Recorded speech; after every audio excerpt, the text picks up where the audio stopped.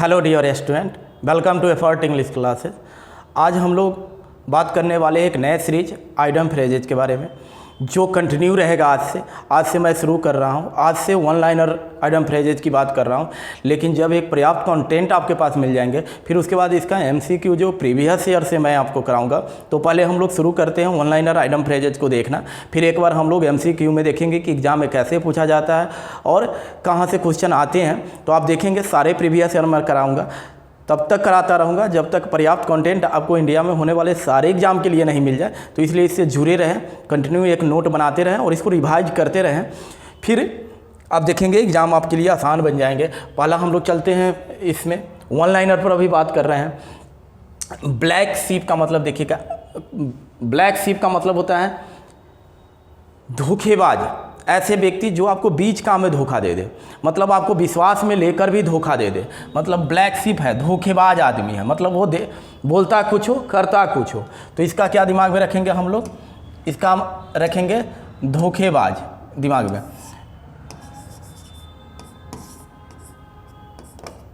धोखेबाज यानी black ship, धोखेबाज। अ कनिंग पर्सन मतलब चतुर व्यक्ति है, इसको बोल सकते हैं दूसरे अर्थों में चतुर अपने काम का जो है कि दोस्त है, ऐसे व्यक्ति को बोल सकते हैं। ठीक है, नेक्स्ट देखते हैं हम लोग बाइट द डस्ट यानी कि धूल चाटना, मतलब हार मान जाना, पराजित हो जाना। टू गेट डिफीट और रूंड, या तो बर्बाद हो जाना या हार मान जाना, पराजित हो जाना। इसका तो क्या लिखेंगे? पराजित हो जाना, पराजित हो जाना।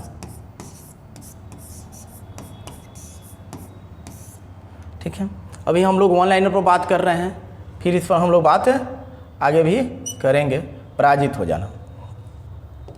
नेक्स्ट देखिएगा एट वंस विट्स एंड, मतलब पूरी तरह से दिग्भ्रमित हो जाना। कोई काम को बीच में जाकर ये नहीं समझ में आए कि अब क्या करना चाहिए, कोई रास्ता नहीं मिलता, तो उसी को बोलते हैं दिग्भ्रमित हो जाना, कोई निर्णय नहीं ले पाते हैं। एट वंस विट्स एंड यानी पूरी तरह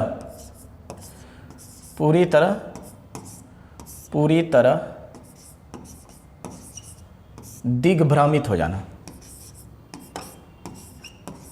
दिग्भ्रमित हो जाना, पूरी तरह दिग्भ्रमित हो जाना। आप इसका नोट बनाते जाएंगे, इसको दिग्भ्रमित हो जाना। नेक्स्ट देखते हैं कंप्लीटली कंफ्यूज्ड यानी कि पूरी तरह से दिग्भ्रमित हो जाना। देखिए एट सी का मतलब होता है भ्रमित होना। निर्णय, इसका मतलब ही होता है निर्णय न ले पाना, इसका मतलब ही होता है भ्रमित हो जाना, भ्रमित हो जाना। इसका मतलब ही वही होता है भ्रमित हो जाना यानी कन्फ्यूज्ड। नेक्स्ट देखते हैं कॉल अ स्पेड यानी कि होता है to speak frankly about something even if it is unpleasant, मतलब किसी भी चीज़ों के बारे में साफ सुथरा बता देना, भले ही सुनने वालों को बुरा लग जाए या अच्छा लग जाए। जो सच्चाई है वो सच्चाई बता देना, यानी कि स्पष्ट रूप से बताने वाला, स्पष्ट रूप से बोलने वाला,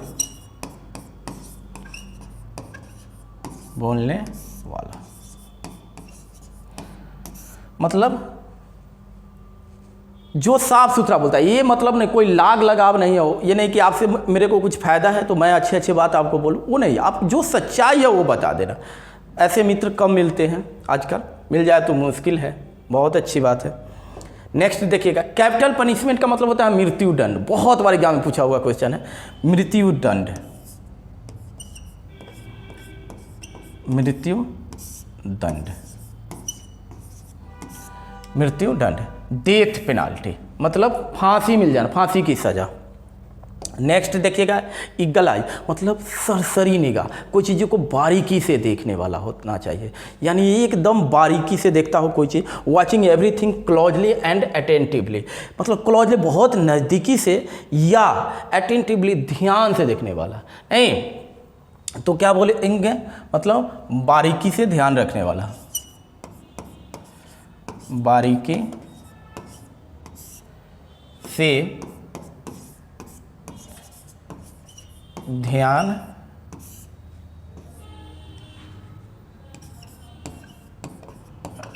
रखने वाला।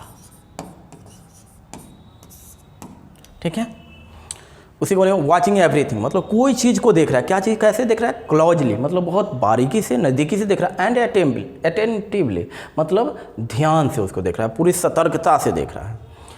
ईट हम्बल पाई, मतलब मुंह का खाना। अपने गलती के लिए क्षमा मांगना, अपनी गलती स्वीकार करना या अपनी गलती मान लेना। कहता है to apologise for one's fault, अपनी गलती स्वीकार कर लेना या मान लेना या अपनी गलती के लिए माफ़ी मांगना, क्षमा मांगना। नहीं, क्या हो जाएगा इसका? अपनी गलती मानना, मतलब अपनी गलती मानना या स्वीकार कर लेना। ठीक है, नेक्स्ट देखते हैं, फेस द म्यूजिक।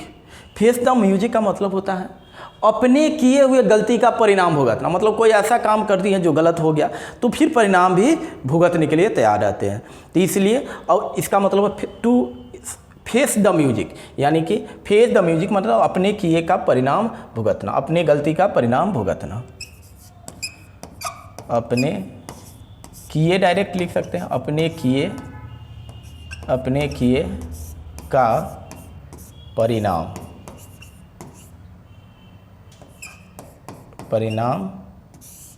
भुगतना।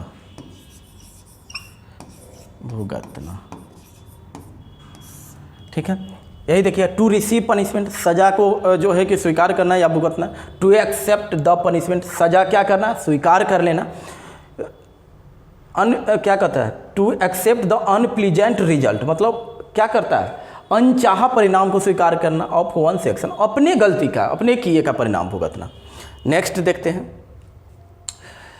देखिएगा, फैंट हर्टेड, यानी कि डरपोक होता है। इसका मतलब होता है डरपोक। अभी फिलहाल आप इस तरह से नोट बनाकर याद करते जाएं। मैं फिर इस पर MCQ आऊँगा कि एग्जाम में कैसे आज तक पूछे गए हैं, एग्जाम में चाहे इंडिया में जिस लेवल का एग्जाम हुआ हो, तो वो सारे मैं बात करूँगा। तो फिलहाल सबसे पहले मैं शुरुआत किया हूँ सीरीज को, तो मेरा विचार है कि आपको पहले पर्याप्त कंटेंट दे दूँ, फिर MCQ आपको कराऊँ कि कैसे एग्जाम में क्वेश्चन आए हैं और किस प्रकार से क्वेश्चन आएंगे। तो इस सीरीज से आप जुड़े रहें, लगातार इसका नोट बनाएं और याद करते रहें। आप देखेंगे कुछ समय के बाद आपके लिए बहुत लाभप्रद होंगे और एग्जाम में आपको बड़ी आसानी होगी क्वेश्चन को जो है कि फेस करना। तो फिर इस तरह से जो है कि आप इसको नोट बनाते रहें। जय हिंद।